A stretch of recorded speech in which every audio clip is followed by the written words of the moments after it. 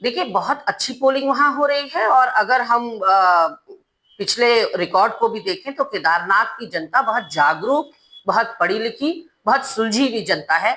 अपने विवेक का बहुत अच्छा इस्तेमाल करती है और अगर वहाँ का वोटिंग प्रतिशत आप निकालें, तो ऑन एन एवरेज वहाँ 60% की वोटिंग होती है।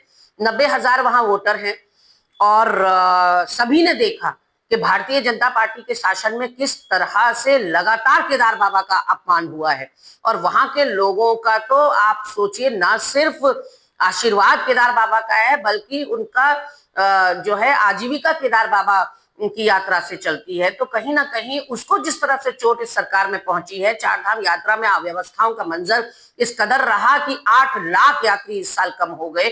लगातार यात्रियों में बढ़ोतरी हो रही थी प्रतिवर्ष, लेकिन इस साल ना आपने मृतकों की संख्या दी, ना आपने गायब लोगों की दी, ना जो मलबे में फंसे थे, जो अतिवृष्टि की वजह से बह गए, मवेशियों की आपने कोई संख्या, मतलब टोटल केओस था इस बार। और आपदा आई जो जुलाई के महीने में, उसमें कोई मंत्री, कोई संतरी, कोई पदाधिकारी उनकी सुध लेने नहीं पहुंचा।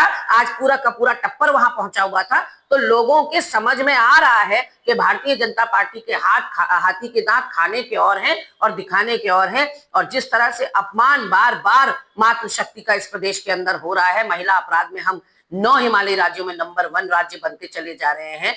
केदार बाबा के वहां कभी 228 किलो सोना चोरी होता है, कभी दूसरा धाम बनाने की दिल्ली में बात की जाती है, कभी अंकिता भंडारी को न्याय नहीं मिलता और कभी भाई भतीजावाद किया जाता है। तो कहीं ना कहीं शुभ है केदार की जनता और वो मन बना चुकी है कि कांग्रेस के प्रत्याशी मनोज रावत को ही इस बार अपने जनप्रतिनिधि के रूप में उन्होंने चुनना है। 2 विधानसभा उपचुनाव जीते हैं मंगलौर और क्या हैट्रिक केदारनाथ में होने जा रही है?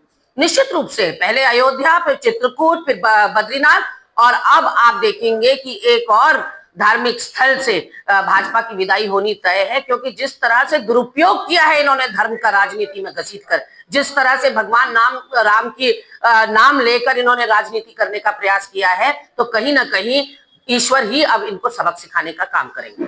आपकी इस पर क्या राय है, हमें कमेंट कर जरूर बताएं। इसके साथ ही आप हमारे YouTube चैनल को सब्सक्राइब कीजिए। आप हमें Facebook, Instagram, Twitter पर फॉलो भी कर सकते हैं और संवाद 365 के साथ एक क्लिक में जुड़ने के लिए डाउनलोड कीजिए संवाद 365 ऐप।